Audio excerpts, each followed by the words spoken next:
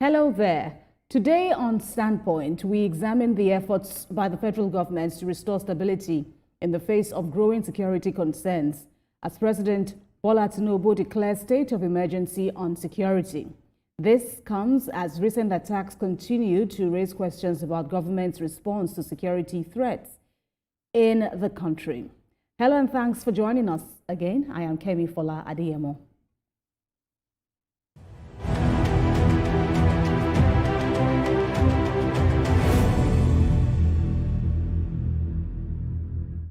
So in the wake of recent bandits and terrorist attacks in the country, President Bola Tinubu declared a state of emergency on security, ordering the recruitment of more security operatives in the fight against insecurity.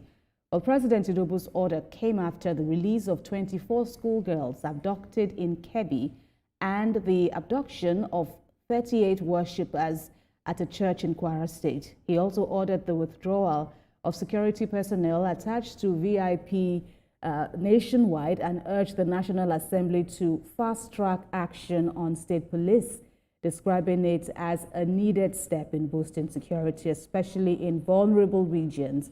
And that's what we want to address now. Joining me in the studio to help analyze the President's declaration of a state of emergency and what it means for Nigeria's fight against insecurity is the former Commissioner of Police, Akwa Ibom State.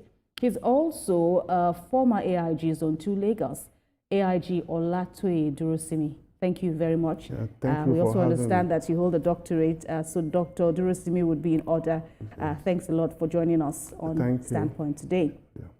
But, having come this far in security matters, when you rose to becoming a CP, AIG, and all of that, with the present crop of security challenges across the country in so many states. Just the past week, it was a very hectic one in terms of security concerns in Kwara, Kebbi, Niger, and so on. But what do you have to say about the way things stand now? Well, it is not surprising because when you look at the situation, insecurity is not a new thing now. In the last 20, 25 years, we've been having it, but it's getting to the climax now, and the president using the powers as given under the Constitution, Section 305, to declare a state of emergency is in order. Because when you see a tough situation, you need a tough law to deal with it.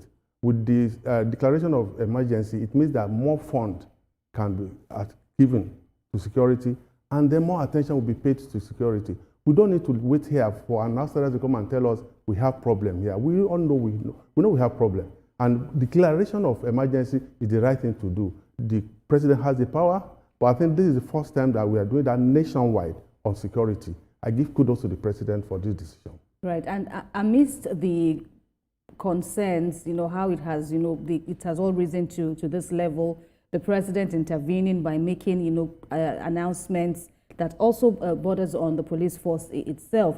Let me first get your take on the kind of foreign intervention that Nigeria needs, because you just talked about an outsider now, but what kind of foreign intervention do you think Nigeria needs to boost its own efforts against insecurity? First of all, I want to say that the present problem we have is a cumulative one, and it is the price Nigeria is paying for neglecting the Nigerian police force.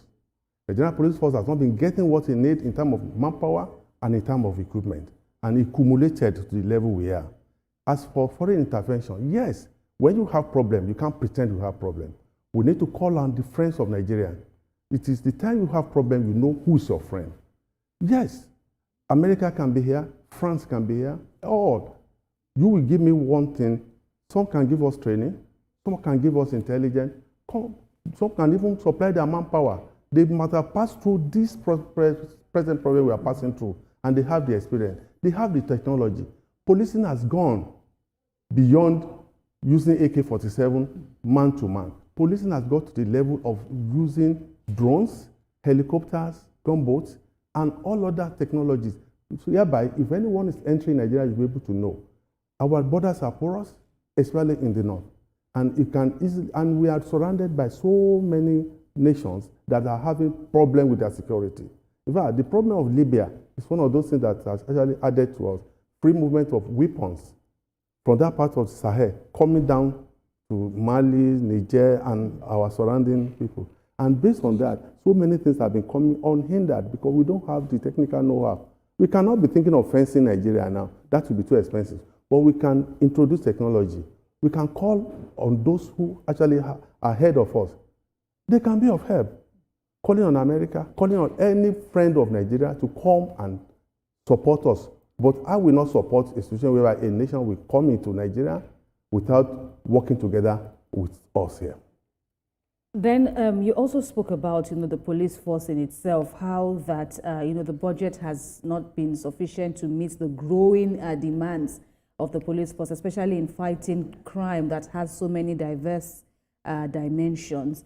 And now the president is saying that, the police force should go on to recruit thousands, tens of thousands of more persons to boost its ranks.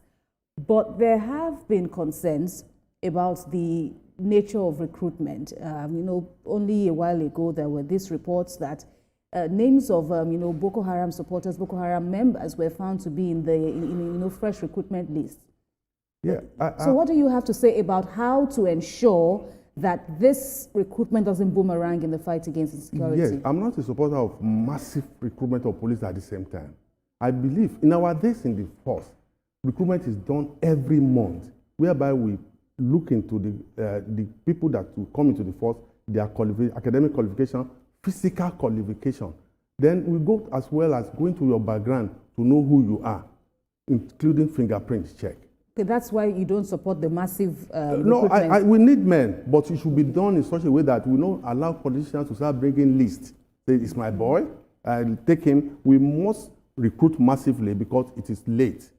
We must recruit, but at the same time, we must screen properly because proper screening. At the end of the day, we say, that is why the Nigerian Police Force itself and the Police Service Commission will come together, screen.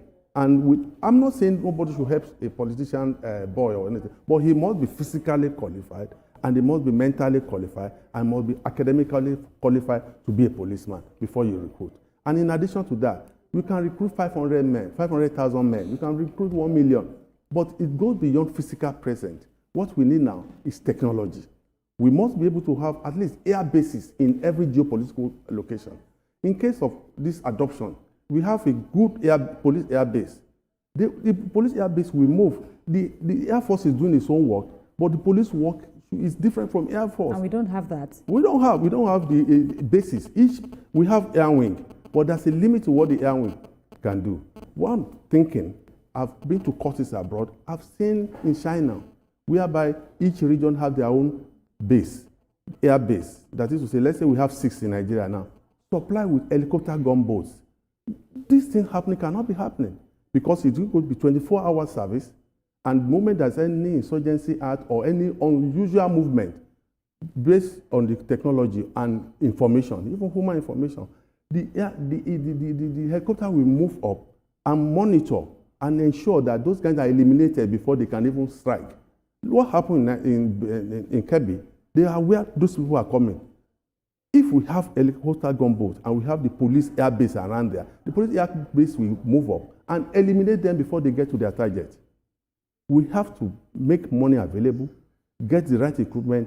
The Nigerian policemen are hard-working people who have actually got their word all over the world. But if you don't have the right material to work with and the right technology to apply, it is just like you can have 1 million police. It doesn't really matter. Because now, the people we are fighting now are different from the people that we were fighting when we started the job. In fact, even the training, there must be counter-insurgency training. There must be training that will be beyond the present one. Security is expensive, but it has to be done. And that is why the Constitution is very clear in section 14B that says that security and the welfare of the people is the primary purpose of government. Security comes before any welfare. We can build roads, we can build stadiums, we can build bridges, but without security, we cannot see anybody who will come out and use those facilities. Security is paramount and it must be taken serious. And I give kudos to the president for declaring the state of emergency. So how do you reckon, briefly on this point, where it concerns the police, how do you reckon that this 20,000, number, let's assume it's a minimum, how do you reckon, or how do you advise that it should be done? Is it massive, first of all, in your opinion, 20,000? Yes, we need this 20,000, but police will be given the opportunity to do this recruitment. In those days, there is level 1, level 2, level 3, up to 7. As one is graduating, another one is moving to that. That is what I'm expecting. Is that how it is? No, every month. Oh, every month, okay. people graduate from police colleges. But people are coming in every month. You can say the first level 1, level 2, it's just like that graduation. Do we still have that? No, there are no recruitment. Okay. Police colleges are empty, and the condition they are is horrible. We need to get this done, but that's an emergency now. We must get this men done, but must allow policemen and the Police Service Commission as enshrined in the Constitution to do this thing. And politicians, I say again, must not be saying, it's my boy, it's my girl. It is not a constituency issue. Right.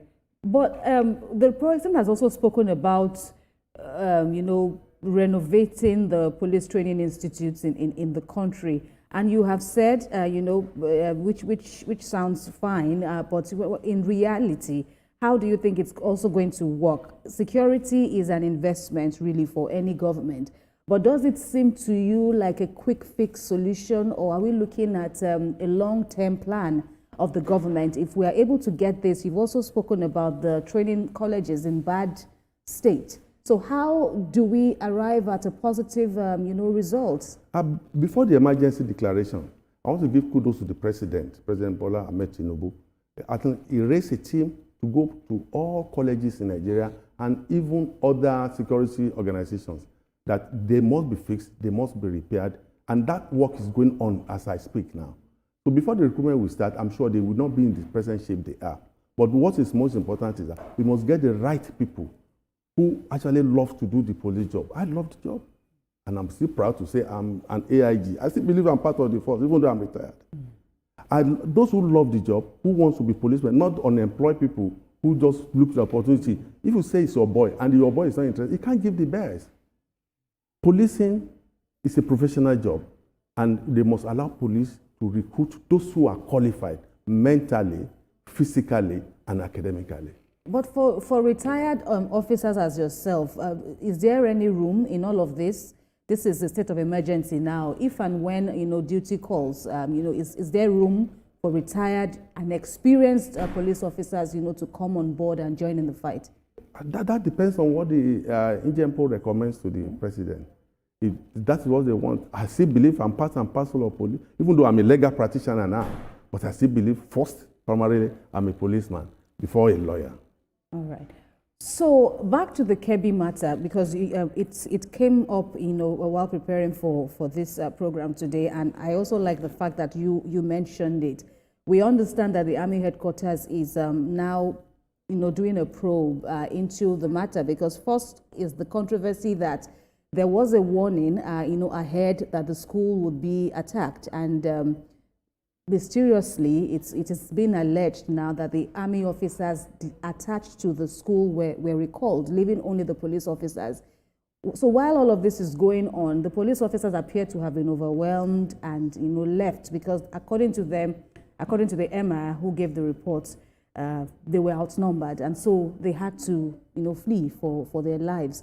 In police service rules, is there any justification for that?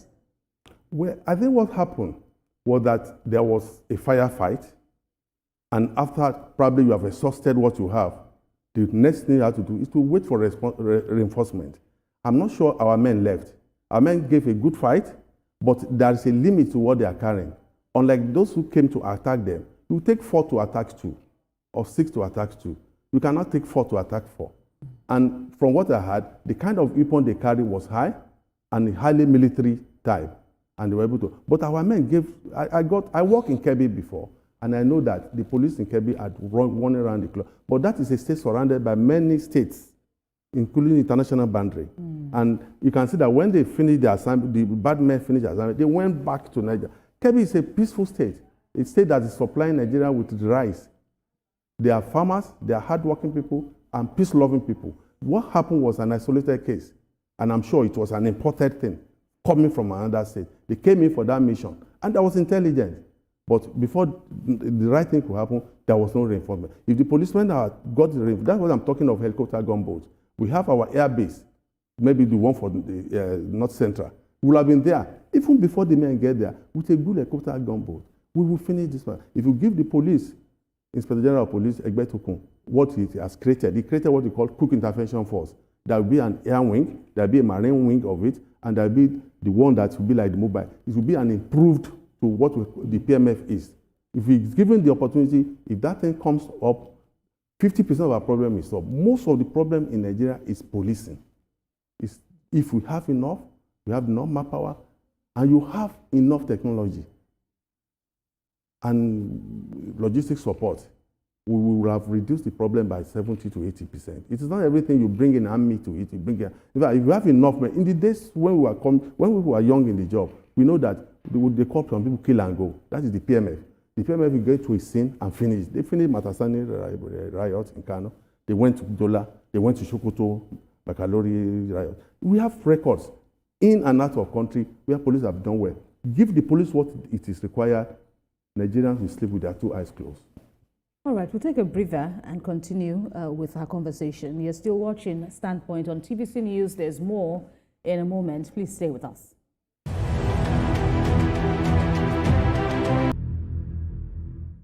Right, thanks a lot for joining us again on Standpoint, and we have been, dissecting the takeaways, major takeaways from President Bola Tinubu's declaration of a state of emergency in the security sector in the wake of, concerning attacks across the country. And I'm being joined over the past couple of minutes by a former Commissioner of Police in Akwa Ibom State, AIG Olatoye Durosinmi, retired, also served as the former AIG Zone 2 here in Lagos. It's good to have you join us once again. So among the takeaways, again, from the President's declaration is the issue of state police. And it's been a recurrent narrative. The President administration has also spoken about it's open to the idea of state police, and it has even gone on, to give Council of State and other key stakeholders the go-ahead in breaking down the workability of this policy. So what are your thoughts? What are your concerns? Yeah, it is a call in the right direction. But before we can get state police formally in Nigeria, Section 214 of 1999 Constitution has to be amended, which states that there shall be a police force named Nigerian Police Force, and there shall be no any other police in any state or part thereof. That is very, very important. The Senate, the National Assembly, has to tinker and use Section 9 of the Constitution to ensure this is done. But between me and you, every state, virtually every state in Nigeria has a police. Virtually every state in Nigeria, local government have their own police, but they didn't give them name. Can you want to tell me that the neighborhood watch in Lagos is not a state police, or even the LASMA? If you combine LASMA and neighborhood watch, you have got a state police, Lagos State Police there. You have got even a trooper there. When you look at it, like American trooper. I am an advocate of state police. Not only that, I still believe that local government should have their own police, and I still believe that universities in Nigeria should have their own police, like it's done abroad. What stops us from having UNILAG police? They have, but they don't name them police. There are some campuses in Nigeria today. If you remove armed guards there, there will be no lecture. So this picture that you are painting now, it's not the regular security men. It's the regular police. Okay, it's the regular policemen. Yes. In this case, now they are armed. The one that is allowed, permissible one. Okay. They have campus marshal. I won't mention the university. If you go to that university, any corner of university, you don't see campus marshal, you better run. They have campus marshal, there's pump action. The one that the law allowed them to carry. What I'm saying is that it is just a matter of amending Section 214. And then people are saying maybe state cannot afford to pay. There's nothing like that. States are paying Amotekun in Southwest states. Amotekun, if you see their deployment, some of them are even headed by retired commissioner of police, retired general, retired AIG. So if Amotekun can work in Obubuagu, they have many in the east, And then in the north too, they have one in Kano. That I can't remember the name, but they have one in Kano. That's the name they call it, Isba Police. The only thing we need to do is to regulate it and ensure that in areas there's a conflict between the federal police and the state police, the federal police take precedence. And regulate. In fact, you can even make sure that the training of the state police will be done by the federal colleges. They can afford it. And the more the merrier. Let me tell you an experience. I was in Apapa as a young officer. There was a fire in Apapa. The MPA fire brigade got there. The state fire brigade got there. Then the federal fire brigade got there. And the fire was over. You can see the collaboration. I've been abroad on courses where I've seen where state, local government, they call it county police, and the federal police were working together in a scene of riot, and no one is feeling bigger than another. All of them are looking so fine, well equipped, and very good vehicles. It is possible. It is possible, and it is desirable now.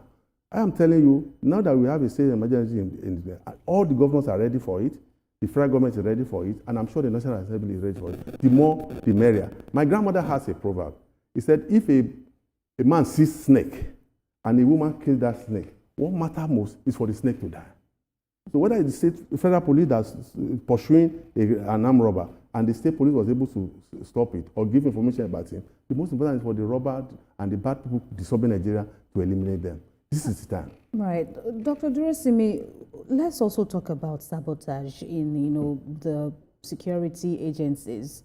When you look at you don't need to be, a trained officer as yourself. The regular outsiders, it has reached a point where one really needs to talk about it and explore. Could it be what is fueling this agitation, this issue of sabotage? Lieutenant General Uba, all these issues of yes, the government is doing a yeoman's job, but there appears to be an enemy from within, and the police isn't left out. Yeah, I think let's even start from the fact that most of this insecurity problem in Nigeria are like self-inflicted wounds. In what way? In the sense that you will see there's a pattern. There are some people who I can call the enemies of state. They don't want any good thing to happen. You see that the attack is always very high during the planting season, so that there will be no farmer that will plant food in Benue, in Plateau, in Sokoto, in Kebbi, and Niger. These are the food-producing areas of Nigeria. So they know that during you can see 2-3 months ago, there was serious attack. Now that we are in the harvesting season, these people are already going about again to ensure that farmers who are met harvesting their crops are shot. And whatever they have harvested, they will put fire on it. Is that normal? So this is deliberate? Deliberate. That is, I'm saying sabotage. Right. Within. Right. That's a proverb that says the ant, the insects that eat vegetable is right in that vegetable, especially Igbo vegetable. So we have sabotage within. Yes. There are some people who are profiteering from insecurity. And there are some people who have invested deeply in insecurity in Nigeria.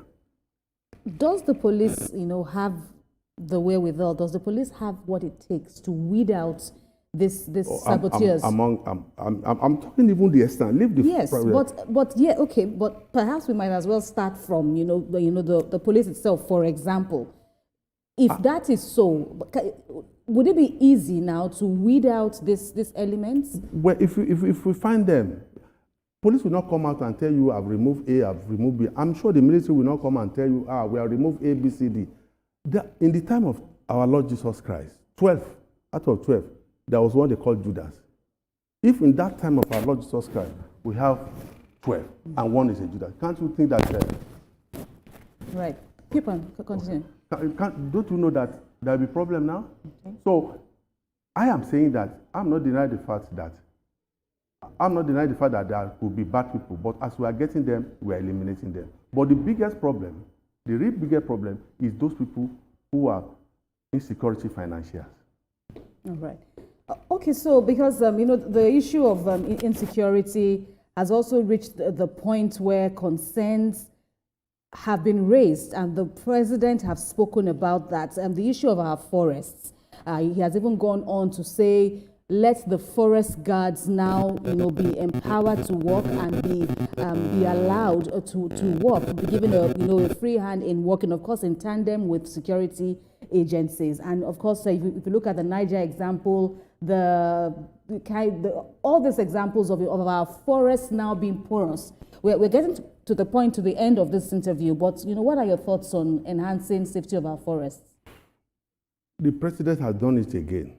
No one has ever thought it's necessary to have people to take care of our forests. Forest is supposed to be a place where you go for recreation, animals will be kept, and other, but some people have converted it to an insurgency basis. The president has done well by bringing in the law and recruiting people to guard the forest, work together with the Nigerian police, work together with the DSS and the military. We will get it done. The forests are supposed to be a reserved area, but people have capitalized. So the president has done well by bringing that. That will create jobs for people, and that will make that place, at least with technology and manpower there, our problem will be more than solved. Because when you pursue these people from where they are, they will go into in Sambisa forest. There are many other forests. People are made to believe that you don't go to the forest, you don't deforestate, you ensure the forest go down so that we can keep for our children, but people have sabotaged us. So it is time to police the forest, and the guard, the forest ranger that the president is bringing up, who will soon come into, will be a good thing. It's a good kudos to the president again for doing this great job. All right, it's a fine place to leave our conversation. Of course, the discussion continues, and we hope to bring you again to talk about other security concerns and developments in the security sector. Former AIG, now retired, Olatoye Durosinmi, Dr. Durosinmi, we thank you for joining us. Definitely not tired. Yes. We thank you for your contributions today, and have a great day. Yeah, thank you for giving me the opportunity. It's a beautiful place. Thank you. And that's Standpoint this week. Remember, you can watch a repeat broadcast